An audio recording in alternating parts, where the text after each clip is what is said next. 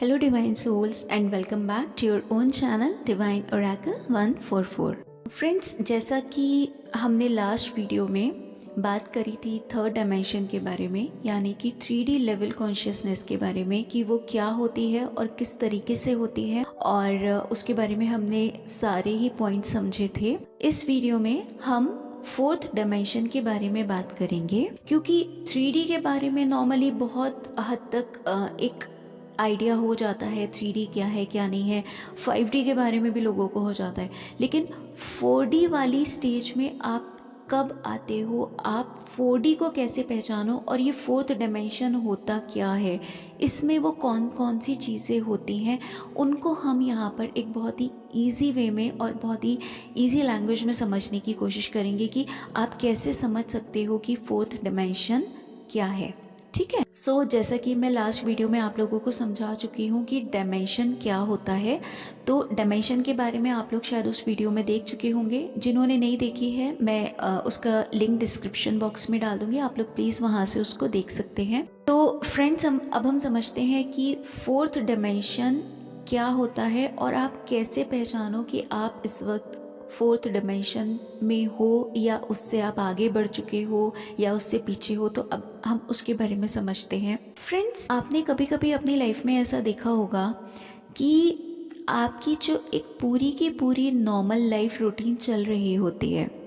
जब आप लोग एक ऐसी वाले फेस में थे अपनी ज़िंदगी के, जबकि आपके लिए जो बहुत इम्पॉर्टेंट चीज़ें थी वो आपकी, या तो जो लोग कॉलेज में थे उनके लिए उनके मार्क्स थे, उनके लिए उनकी वहाँ से वो जो भी कोर्स कर रहे थे उसकी वो डिग्री थी, कुछ लोगों के लिए नौकरी, कुछ लोगों के लिए उनकी फैमिली सेटलमेंट और शादी। ठीक है।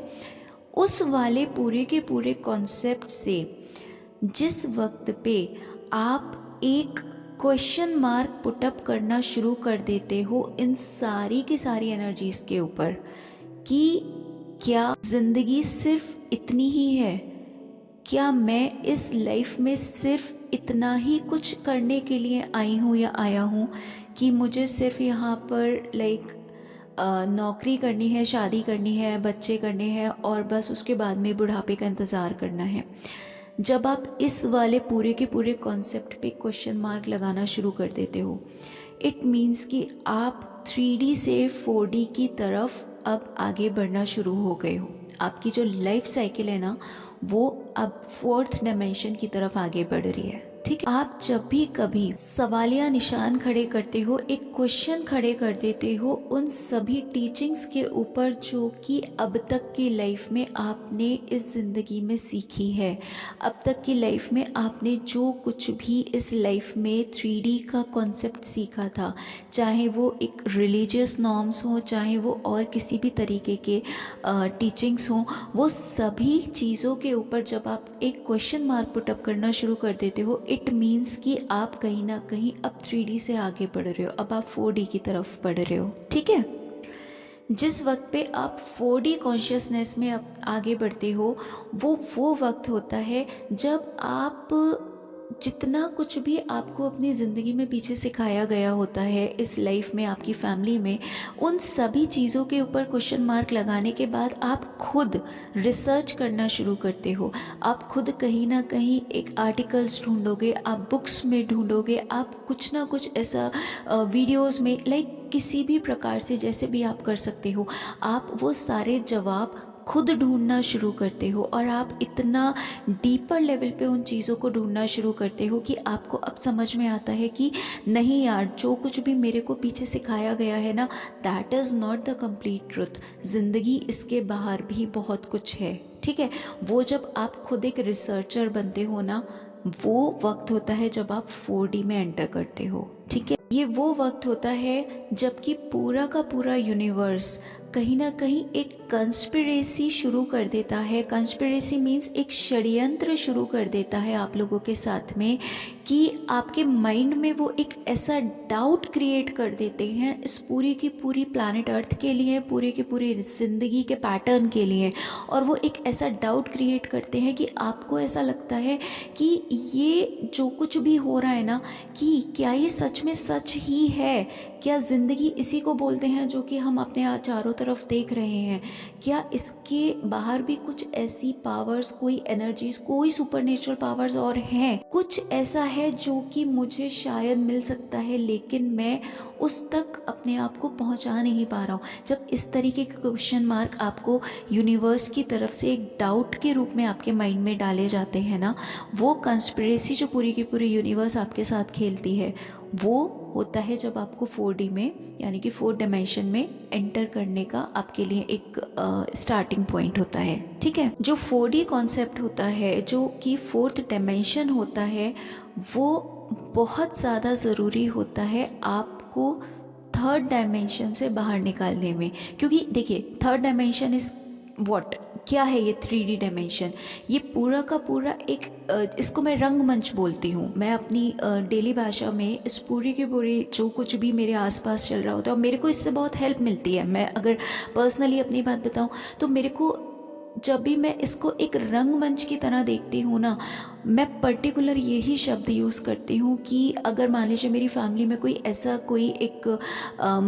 किसी दिन इस तरीके की कोई एनर्जी हो गई कि ठीक है, कोई टेंशन है घर में, या किसी तरीके का कोई कोई कुछ गुस्सा कर रहा है या कुछ भी कर रहा है, एट दैट वेरी मोमेंट मैं उसी वक्त अपने माइंड में इस चीज़ को रिकॉल कर लेती हूँ कि ये सब रंगमंच है। रंगमंच मतलब कि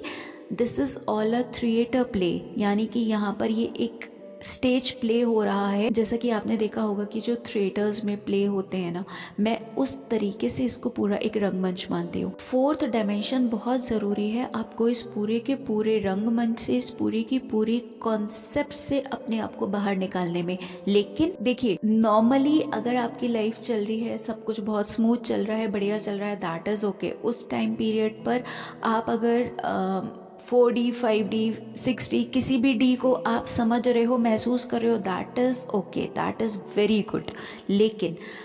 आपकी असली परीक्षा कब होती है? जब आपके विपरीत स्थिति होती है, जब आपके अगेंस्ट स्थिति होती है। आप चाहे आपके परिवार में हो, चाहे आपके ऑफिस में हो, चाहे आपकी किसी भी ज़िंदगी के क्षेत्र में हो, उस जगह पर जब आपके विपरीत वो चीज़ हो रही है ना, और तब आप इस बात को याद रख पाओ कि नहीं, ये सब कुछ रंगमंच है, नहीं ये सब कुछ सच नहीं है। ठीक है, अब ये मत समझना कि तो फिर ऐसा कोई सिचुएशन हो गया तो आपको वहाँ से चुपचाप वापस आ जाना चाहिए। नहीं, जो ज़रूरी है उसको करो। ऐसा नहीं है कि मैं अपनी ज़िंदगी में कुछ करती नहीं हूँ। कोई कोई इंसान, अगर मान लीजिए मेरे को कोई चीज़ मुझे लग रही है कि सामने वाला गलत कर रहा है, मैं उसको वहाँ पर टोकती भी हूँ, मैं उसको वहाँ पर चीज़ बताती भी हूँ। ऐसा नहीं है कि मैं हर चीज़ पे कोई चुप रहती हूँ, मैं हर चीज़ का बात बोलती हूँ। But the thing is, back of the mind आपके ये रहना चाहिए कि ये सब कुछ जो है ये सच नहीं है। जब तक डीप डाउन आपके अंदर ये चीज़ घर नहीं कर जाएगी ना कि यहाँ पे कुछ भी सच नहीं है, आपकी फैमिली, आपका एनीथिंग, इवन योर ट्विन, कुछ भी सच नहीं है, कुछ भी, तब तक आप यही समझिए कि आप 3D वाले ही एक लूप में फंसे हुए हैं। उसके अलावा एक ऐसा टाइम अगर आपकी ज़िंदगी में आता है जब आपको ऐसा लगता है कि आपकी अवेकनिंग चालू हुई है। अवेकनिंग कैसे आपको पता चलेगा कि आपकी अवेकनिंग चालू हो गई है? इट मीन्स कि आप कहीं ना कहीं आपके जो ट्रॉमाज हैं ना, आपके जो पुराने ट्रॉमाज हैं, आप उनको हील करना शुरू कर दो। फॉर एग्ज़ाम्पल, मान लीजिए कोई आपका एक्स था, ठीक है, आपके कॉलेज टाइम पे था, किसी ने आपको डिच किया, किसी ने आपको बहुत बुरी तरीके से आपके साथ में उस टाइम पीरियड पे आपको बहुत ज़्यादा परेशान किया, रुलाया, या जो भी जिस भी तरीके की एनर्जी आपको उस वक्त पे दी, आप उस बैगेज को लेकर अपने कॉलेज टाइम से लेकर अब तक चल रहे थे। अचानक अगर आपको ऐसा फील होने लगे कि यार उस पर्सन के बारे में मैं ऐसा नेगेटिव क्यों ही सोच रहा हूँ, चलो ठीक है, कुछ ऐसा कर्मा रहा होगा, उस पर्सन ने ऐसा किया, तो हो सकता है इसके पीछे कुछ ना कुछ पॉजिटिविटी हो, और आप बिना उस पर्सन से बात किए, अगर आप कांटेक्ट में नहीं हैं तो ठीक है, और आप बिना कुछ कहे सुने एक अंदर ही अंदर उस पर्सन को फॉरगिविंग वाली एनर्जी में आ जाओ कि आप उसको माफ़ कर दो कि यार कोई नहीं यार, ठीक है, मैं दिल से अब उस इंसान को माफ़ करती हूँ या करता हूँ, और अब उस वाले एक टाइम फेज से मैं अपने आप को बाहर निकालता हूँ। ठीक है, आपके अंदर अगर कोई भी ऐसा हिडन ट्रॉमा पिछला आप कैरी कर रहे हो, सालों से कर रहे हो, और अचानक से आपको ऐसा लगे कि छोड़ यार, क्यों ही सोच रहा हूँ मैं ऐसा, जाने दे, माफ़ कर दिया उसको भी, ठीक है, उसने जो किया, जो भी जैसा भी किया, मुझे उसके लिए अब कोई भी अपने अंदर शिकायत नहीं है। वो वाली एनर्जी जब आप फील करने लगते हो ना, दैट मीन्स कि अब आप 3D कॉन्सेप्ट से बाहर निकल के 4th डायमेंशन में एंटर कर रहे हो या कर चुके हो। एक्सेप्ट दैट अगर आपको ऐसा फील होने लगे अचानक से कि आपको बहुत ज़्यादा सिंक्रोनिसिटीज़ दिखना और फील होना शुरू हो गई हैं, ठीक है, सिंक्रोनिसिटीज़ किस तरह से फील होती हैं, आपको एंजल नंबर्स बहुत ज़्यादा दिखने लग गए हैं सब जगह पर। ठीक है, एंजल नंबर्स क्या होते हैं, वो एक उस पर तो फिर पूरा वीडियो निकल जाएगा, उसके बारे में मैं अलग से बता दूंगी। बट एंजल नंबर्स आप लोग वैसे जानते ही होंगे, जैसे कि आपको 111, 222, 888 या 1111 या इस तरीके के जो सिंक्रोनिसिटी वाले नंबर्स होते हैं ना, रिपीटेटिव नंबर्स या मिररिंग नंबर्स हो गए, जैसे 144 हो गया या 1221 हो गया, 1221, या इस तरीके की किसी भी तरीके की सिंक्रोनिसिटीज़ आपको बैक टू बैक दिखाई देना शुरू हो जाती हैं। या अदर दैन द नंबर्स, अगर आपको ऐसा लगने लगता है जैसे कि लाइक कोई ऐसा पैटर्न है जो आपके पास बैक टू बैक आ रहा है और आपको समझ नहीं आ रहा उसका क्या ही मतलब है, ठीक है, तो वो वाला जो एक बैक टू बैक पैटर्न आपको दिखाई देता है ना, वो पूरी की पूरी सिंक्रोनिसिटी जो होती है, वो कहीं ना कहीं इस चीज़ का एक संकेत होता है कि आप 4D में अब एंटर कर रहे हो या कर चुके हो। ठीक है, सिंक्रोनिसिटीज़ बहुत ज़्यादा बढ़ जाती हैं आपकी। उसके अलावा आप लोगों की जो इंट्यूशन होती है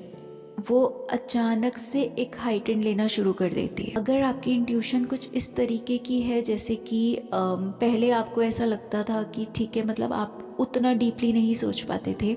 लेकिन अब अचानक से अगर आपकी इंट्यूशन ऐसी हो रही है कि आप यहाँ बैठे हो और आपको कुछ भी एक इंट्यूशन हो गई कि यार आपके लाइक इतनी दूरी पर या आपका उस पर्सन के साथ में कुछ गलत हो रहा है या वो पर्सन ठीक नहीं है, या इस तरीके का कुछ कि आपने किसी के बारे में कुछ सोचा, आपको फील हुआ और उस पर्सन के साथ में एग्जैक्टली वही चीज़ हो रही थी, या अदर देन दैट आपको अगर ऐसा वाला फीलिंग आ रहा है कि आपने किसी पर्सन को आपके ड्रीम्स में आपको चीज़ें दिखाई देना शुरू हो गई और वो सारी की सारी चीज़ें नेक्स्ट डे या फिर इन फ्यूचर आप ऐसा देखते हो कि वो कहीं ना कहीं जो आपने देखा था वही सच भी हो रहा है। ठीक है, इट मीन्स कि आपकी इंट्यूशन अब उस लेवल पे पहुंच रही है कि आपको ड्रीम्स में कुछ मैसेजेस मिलना शुरू हो गए हैं, या फिर आपकी लाइक आपको ऐसा फील होने लग गया है कि कहीं पे कुछ हो रहा है और वो चीज़ एग्जैक्टली हो रही होती है, राइट। या डे टू डे लाइफ में भी आपको चीज़ें समझ में आने लगती हैं कि सामने वाला आपसे सच बोल रहा है या झूठ बोल रहा है, या ऐसी छोटी छोटी इंट्यूशंस जो होती हैं ना, वो आपकी हाइटेंड हो जाती हैं। उसके अलावा मैनिफेस्टेशन आपकी बहुत स्ट्रॉन्ग अगर होने लग जाए, मैनिफेस्टेशन लाइक कि आपने कुछ भी सोचा और वो अचानक से सच हो गया, ठीक है, और आप बस यही सोच रहे हो और आप सामने वाले को ये बोलते हो कि आपके साथ ऐसा होता भी होगा कभी ना कभी कि लाइक आपने ना कुछ किसी कोई सिचुएशन है, उसका आपने आउटकम जो सोचा होता है वही आउटकम हो जाता है, और आप अचानक से अपने परिवार में बैठे होते हो, फैमिली के बीच में बैठे होते हो, और आप एकदम से बोलते हो यार अभी तो मैंने यही सोचा था, बस मैं यही तो सोच रहा था ये होने वाला है, और देखो ये हो गया। वो एक्चुअली में होता नहीं है। आपकी इंट्यूशन और आपकी मैनिफेस्टेशन ये दोनों जब एक साथ काम करती हैं ना, तो वो चीज़ हो जाती है। ठीक है, तो आपकी मैनिफेस्टेशन पावर इतनी स्ट्रॉन्ग हो जाती है कि आपको वो चीज़ आप बस एक उस वाली एनर्जी के साथ सोचते हो ना, और वो चीज़ सच हो जाती है। तो मैनिफेस्टेशन आपका बहुत स्ट्रॉन्ग हो जाता है। आप जो भी मैनिफेस्ट करते हो वो आपका कहीं ना कहीं एक क्लियर होने लगता है, सच होने लगता है। ठीक है। उसके अलावा आप कहीं ना कहीं जब 4D में आते हो, यानी कि 4 डायमेंशन में आप जब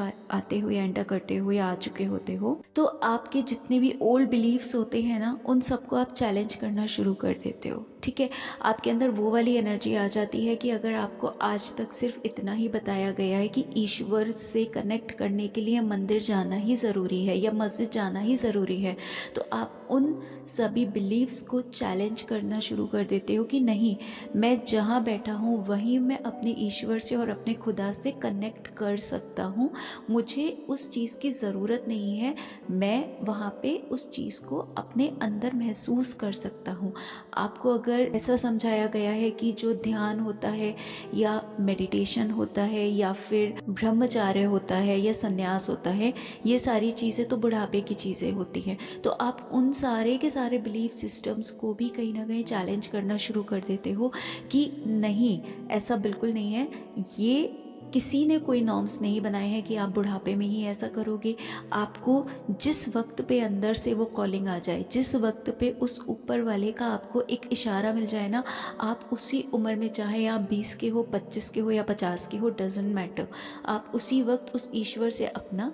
एक कनेक्शन स्थापित करके और उन सभी चीज़ों पे आगे बढ़ सकते हो, जिस भी चीज़ में आप आगे बढ़ना चाहते हो। तो कहीं ना कहीं ये जो एक कॉन्सेप्ट होता है, ये भी आपका समवेयर समवॉट आप जितने भी ओल्ड बिलीव्स होते हैं उनको चैलेंज करना शुरू कर देते हो। और सिर्फ एक रिलीजन बेस्ड ही नहीं होती हैं ये चीज़ें, आपको जैसे बताया गया है आज तक कि लाइक आपको अगर शादी करनी है तो जितने भी बिलीफ सिस्टम इस तरीके के भी होते हैं कि नहीं, एक आप पर्टिकुलर अगर कास्ट या रिलीजन से हो तो आपको पर्टिकुलर उसी कास्ट या रिलीजन में शादी करनी है, या एक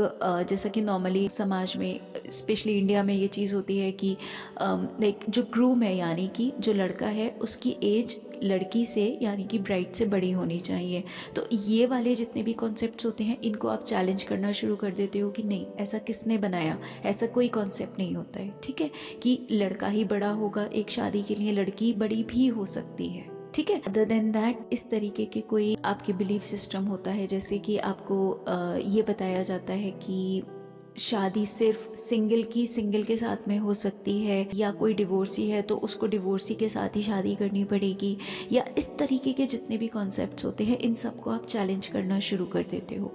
ये वाली जब एनर्जी आपके अंदर आती है, क्योंकि देखिए ये एनर्जी तभी आ सकती है आपके अंदर जब आप उस थर्ड कॉन्सेप्ट से, यानी कि जो थर्ड डायमेंशन का कॉन्सेप्ट है ना, उससे अपने आप को ऊपर उठाना शुरू करते हो। उसके पहले ये वाली चीज़ें आपके अंदर नहीं आ सकती हैं, आप उसी वाले एक फेस में फंसे रहते हो। और ये एक बहुत बड़ा कारण होता है कि बहुत से ट्विन फ्लेम्स को 1/3 उनकी लाइफ को कंप्लीट करने के बाद ट्विन फ्लेम जर्नी के बारे में पता चलता है, या उनके ट्विन फ्लेम के बारे में पता चलता है, क्योंकि कहीं ना कहीं आपको ये सारी चीज़ें समझने के लिए ना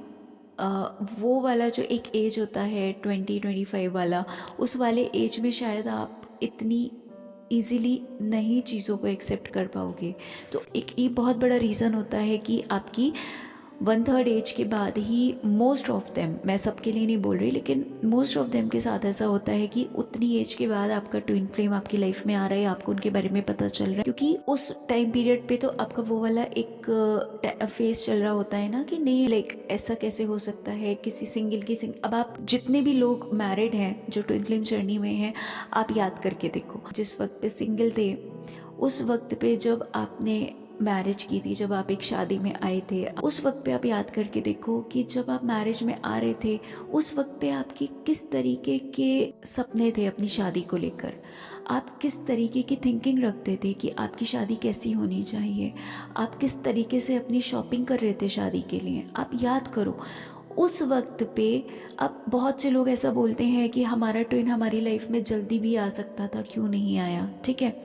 उसका कुछ कर्मा बैगेज था, उसे वो क्लियर करना था, वो क्लियर करने के लिए टाइम लगना था। ठीक है, अब आप ऐसे समझो कि अगर आपकी शादी मान लीजिए नहीं हुई होती और 1% आपका ट्विन मैरिड होता या डिवोर्सी होता,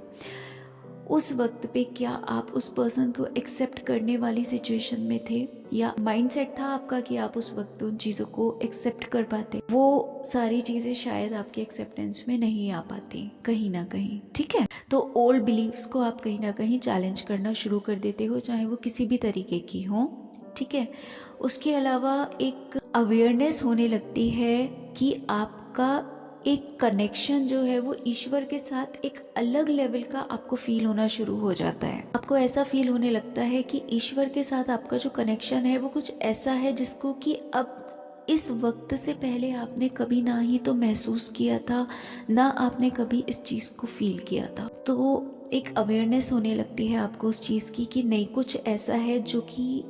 बहुत डिफरेंट हो रहा है और ये पहली बार हो रहा है, ठीक है। अदर देन दैट आपके अंदर एक ऐसी प्यास जगने लगती है कि इस नॉर्मल ज़िंदगी से बाहर भी कुछ ऐसी चीज़ें हैं जिनके बारे में कि आप जानना चाहते हो, आप फील करना चाहते हो। जैसे कि जब आप रिसर्च करना शुरू करते हो उस टाइम पीरियड पे, तो आपको ऐसा फील होने लगता है कि एनर्जीज जैसा कुछ होता है। कुछ ऐसा भी होता है कि किसी पर्सन के पास आपको कुछ बहुत पॉजिटिव फील हो रहा है और नेगेटिव किसी पर्सन के पास फील हो रहा है, जिसको पहले आप इतना तवज्जो नहीं देते थे। पहले आप उस चीज़ को ऐसे नेग्लेक्ट कर देते थे कि जैसे कि किसी का कोई ऐसा रिश्तेदार है जो कि कहीं ना कहीं एक बहुत ही एनर्जी ड्रेनर है, ठीक है, एनर्जी वेम्पायर है। तो पहले आपको ऐसा लगता था कि यार प्लीज़ मुझे पर्टिकुलर उस पर्सन को मम्मा आप मत बुलाओ, मुझे उस पर्सन के साथ अच्छा नहीं लगता, या वो कोई भी आपके चाचा मामा ताऊ एनीबडी, आप बोलते थे कि नहीं नहीं उनको मत बुलाओ प्लीज़, वो बहुत ही दिमाग खाने वाले इंसान है। आप तब वो चीज़ समझ नहीं पाते थे, लेकिन जब आप फोर्थ डिमेंशन में आ जाते हो या एंटर कर चुके होते हो, तब आपको समझ आता है कि नहीं, उस पर्सन के पास पर्टिकुलरली कुछ ऐसी एनर्जीज़ हैं जो कि बहुत ही ज़्यादा ड्रेन करने वाली हैं। वो पर्सन या तो एनर्जी वेम्पायर है। तो ये एनर्जीज़ का जो पूरा का पूरा कॉन्सेप्ट होता है ना, इसे आप समझना शुरू कर देते हो। तो वो आप फोर्थ डिमेंशन में जब आते हो, वो तब आप शुरू करते हो, तब आपको समझ आता है कि हाँ, एनर्जी जैसा कुछ होता है, या गुड और बैड, यानी कि एक गुड एनर्जी या बैड एनर्जी, या फिर आपको ऐसा फील होने लगता है कि आपकी एनर्जी ड्रेन हो रही है, तो वो भी कुछ ऐसा है जो कि आपको पहले लगता था कि यार सामने वाला मेरा सर खा गया, मेरा सर दर्द हो रहा है। कोई ऐसा पर्सन आपको मिल गया जो कि बहुत ही ज़्यादा, एक होता है ना, जैसे कि कोई एनर्जी वेम्पायर है, कोई एनर्जी ड्रेनर है, उस पर्सन के साथ आपने काफ़ी देर बैठे, आपको ना ऐसा लगने लगा कि यार बहुत ही ज़्यादा ना, आप नॉर्मल भाषा में कैसे बोलते थे पहले कि यार ये तो ना बस मेरा इतनी देर में मेरा सर खा गया, मतलब मेरे को ना बिल्कुल ही बहुत ही ज़्यादा थकान महसूस हो रही है, यार चाय वाय पी लेता हूँ, अब बस बहुत हो गया, इससे ज़्यादा ना मैं इस पर्सन को झेल नहीं सकता, बहुत पकाऊ था ये वाली नॉर्मल लैंग्वेज आप यूज़ करते थे। लेकिन जब आप अवेयरनेस में आ जाते हो, जब आप फोर्थ डिमेंशन में आ जाते हो, तब आप इस बात को समझना शुरू करते हो कि नहीं यार, यहाँ पे ये पर्सन पकाऊ नहीं है, इस पर्सन के अंदर जो पूरा का पूरा उसका एनर्जीज हैं वो इस तरीके की हैं कि इसको सामने वाले की जो पॉजिटिव एनर्जीज़ हैं वो ही, उन्हीं से उसका पेट भरेगा, वो ही उसका फूड है, वो ही उसकी कहीं ना कहीं एक सोर्स है। तो अब आपको समझ में आने लगता है कि भाई एनर्जीज़ जैसी कुछ चीज़ होती है कि आपको किन किन लोगों से अपने आप को सेव करना है, किन किन लोगों से बच के रहना है, बचा के रखना है। तो ये सारा का सारा कॉन्सेप्ट आपको फोर्थ डिमेंशन यानी कि 4D में आने के बाद ही समझ में आता है, ठीक है। एक और बहुत ही इम्पॉर्टेंट साइन ये होता है 4D का कि आपको अचानक से जितने भी आपके एंसेस्टर्स होते हैं जो कि अब इस प्लैनेट अर्थ पे जीवित नहीं हैं, उन सब के साथ आपका एक कनेक्शन बनना शुरू हो जाता है। उन सब की एनर्जीज़ आप पिक करना शुरू कर देते हो। या फिर अदर देन योर एंसेस्टर्स, अगर कोई भी ऐसे जो लोग हैं जो कि अब जीवित नहीं हैं इस प्लैनेट अर्थ पे, चाहे वो किसी भी तरीके से आपसे कनेक्टेड थे या फिर कनेक्टेड नहीं भी थे, तो वो लोग कहीं ना कहीं आपसे एक कनेक्शन स्थापित करने की कोशिश करने लगते हैं या आपको ड्रीम्स में दिखना शुरू हो जाते हैं। क्योंकि जो एक्चुअली ये एक बहुत ही बड़ा कॉन्सेप्ट है, बट इसको बहुत ही शॉर्ट में मैं आपको बता देती हूँ। जो प्लैनेट अर्थ पे हमको ये फिज़िकल बॉडी मिली होती है, जब वो फिज़िकल बॉडी उनकी डिस्ट्रॉय हो जाती है, तो अगर उनका कुछ टाइम पीरियड इस प्लैनेट अर्थ पे बचा होता है जीवन का, यानी कि अगर मान लीजिए किसी इंसान की जो एक एज है, मान लीजिए वो यहाँ पर फॉर एग्ज़ाम्पल मान लीजिए वो 90 साल के लिए आया है, ठीक है, 90 ईयर्स के लिए आया है। और अगर किसी भी कारणवश, किसी भी वजह से, किसी एक्सीडेंट, किसी सुसाइड या किसी मर्डर की वजह से या कोई भी XYZ वजह से अगर आकस्मिक उसकी मृत्यु हो जाती है और वो कुछ टाइम से पहले, जितना उसको टाइम यहाँ पे स्पेंड करना था उस टाइम से पहले, अगर वो जो सोल होती है, वो जो पर्सन होता है, उसकी वो बॉडी वहाँ पर डिस्ट्रॉय हो जाती है, तो उसको जितना टाइम वो इस प्लैनेट अर्थ पे लेकर आता है वो उस बॉडी के बिना इसी प्लैनेट अर्थ पे उनको सरवाइव करना पड़ता है। वो जो वैंडरिंग सोल्स आप सुनते हो ना कि भटकती आत्माएं होती हैं, वैंडरिंग सोल्स होती हैं, वो और कुछ नहीं होता है, सिर्फ वो सोल्स होती हैं जिनका टाइम पीरियड इस प्लैनेट अर्थ पे बचा था, जिनको यहाँ पर अभी कहीं ना कहीं कुछ ऐसा था कि उनको इस प्लैनेट अर्थ पे अभी उनका जीवन बाकी था, लेकिन किसी वजह से उनकी अगर आकस्मिक मृत्यु हो गई है तो उनको वो बचा हुआ टाइम यहाँ पर स्पेंड करना पड़ता है। तो वो बिना इस फिजिकल बॉडी के इस प्लैनेट अर्थ पे वैंडर करते रहते हैं, यहाँ भटकते रहते हैं। और वो वाली भी आत्माएं जिनका जितना भी टाइम साइकिल है वो उनका पूरा हो चुका है प्लैनेट अर्थ पे, लेकिन उनको अभी तक नया जन्म मिल नहीं पाया है, ठीक है, जो अपने टाइम के हिसाब से इस प्लैनेट अर्थ से गई हैं, लेकिन उनके कुछ कर्मा बैगेज हैं जिस वजह से उन्हें मोक्ष या मुक्ति नहीं मिल सकती है, तो उनको वो सारे के सारे कर्मा बैगेज यहाँ क्लियर करने पड़ते हैं। तो अब होता क्या है, ये मैंने कहा ना बहुत बड़ा कॉन्सेप्ट है, इसमें अगर हम चले गए तो फिर 1 घंटे की वीडियो हो जाएगी, तो मैं वो नहीं करना चाहती, बहुत शॉर्ट में आपको बता रही हूँ। तो उन सारी सोल्स को जब तक उनकी जो भी उनकी एनर्जीज़ हैं, जो भी उनका कर्मा है, उसके हिसाब से जब तक उनको अगला जन्म नहीं मिल जाता है तब तक उनको इस प्लैनेट अर्थ पे लाइक अ वैंडरिंग सोल्स की तरह ही वो यहाँ पर रहती हैं, ठीक है। तो हम इसके बहुत डीप में नहीं जाएंगे क्योंकि इसमें बहुत सारी चीज़ें हैं जिनको कि लाइक इतना छोटे से मैं एक सेगमेंट में नहीं इनको क्लियर कर सकती हूँ, नहीं इनको मैं कवर अप कर सकती हूँ। बट बस आप इतना ही समझ लीजिए कि जब आप 4th डायमेंशन में जाते हैं तो जितनी भी इस प्लैनेट अर्थ से जा चुकी होती हैं वो सोल्स कहीं ना कहीं किसी न किसी रूप में आपसे कनेक्ट करने की कोशिश करती हैं। उसमें अच्छी सोल्स भी होती हैं जो कि आपके साथ जिनकी एनर्जीज अच्छी रही होती है, और कुछ ऐसी सोल्स भी होती हैं जो कि थोड़ी डेमोनिक होती हैं, क्योंकि जो भी ये जितनी भी सोल्स होती हैं, जो वैंडरिंग सोल्स हो गई या फिर वो वाली सोल्स जिनका की बॉडी किसी न किसी वजह से डिस्ट्रॉय हो गया है, वो लोग एक लोअर लेवल की एनर्जीज होती हैं, ठीक है। हायर लेवल की एनर्जीज जो होती हैं वो होती हैं जब आप डिवाइन के साथ कनेक्ट करते हो, जब आप कहीं ना कहीं किसी न किसी ईश्वर से या उनके किसी न किसी मैसेंजर के साथ, एंजल्स के साथ आप कनेक्ट करते हो, तो वो हायर लेवल की एनर्जीज हो जाती हैं और ये लोअर लेवल की एनर्जीज होती हैं। तो आपको किसी न किसी रूप में, क्योंकि जब आप डिवाइन से कनेक्ट करो, क्योंकि आप ऐसे समझो ना, आप जब मीडियम बन गए हो, तो अब जब आप मीडियम बन गए हो तो फिर आपको जब हायर लेवल से कनेक्शन फील होने लगता है तो जो लोअर लेवल की हैं वो भी आपसे कनेक्शन स्थापित करने की कोशिश करती हैं, क्योंकि अब आप एक वो वाले ट्रांसमीटर का काम कर रहे हो जो कि उन सभी चीज़ों से कनेक्ट करना शुरू करने वाले हैं या कर देते हैं जिनको कि एक नॉर्मल ह्यूमन बॉडी नहीं समझ सकती, नहीं उनको एक्सप्लेन कर सकती है। तो ये जितनी भी इनविजिबल वाली एनर्जीज होती हैं, चाहे वो किसी भी रूप में हैं, उनके साथ आपका एक संबंध स्थापित होना शुरू हो जाता है। आप उनको कहीं ना कहीं एक कनेक्शन उनका फील आप करने लगते हो, आप एनर्जीज फील करना शुरू कर देते हो, ठीक है। और जब तक आप 4th डायमेंशन या 4D में नहीं आ जाते हो तब तक आप ये जितनी भी जो चीज़ें हैं ना, ट्विन फ्लेम हो गया या ये हायर लेवल के सोलमेट्स हो गए या फिर स्टार सीड्स हो गए, इन सब के बारे में आप कभी भी खुले दिल से, खुले दिमाग से आप इन चीज़ों को कभी भी एक्सेप्ट नहीं कर सकते, समझ ही नहीं सकते जब तक आपका डिमेंशन रेज नहीं होगा। और डिमेंशन कोई अलग जगह नहीं है, जैसा मैंने स्टार्टिंग में बताया था, ये एक लेवल ऑफ कॉन्शियसनेस होती है आपकी उसी ज़िंदगी में, उसी घर में, उसी जगह पर रहते हुए। आपको जब ये चीज़ समझ में आती है कि मेरा जो माइंडसेट है वो